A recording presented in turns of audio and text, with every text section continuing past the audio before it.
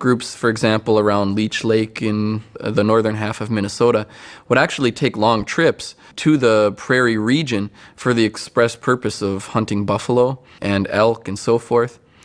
Even though, especially after Americans enter the picture, typically the history of native tribes moving westward in the region is painted as pressure from Europeans pushing people westward. It's really not true. The power and potential of the prairie region pulled people westward far more than they were pushed.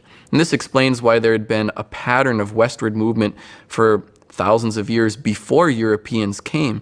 There was simply buffalo hunting, elk, and so forth were such an efficient way to feed large groups of people. These things were powerful, and they compelled large numbers of people to move westward.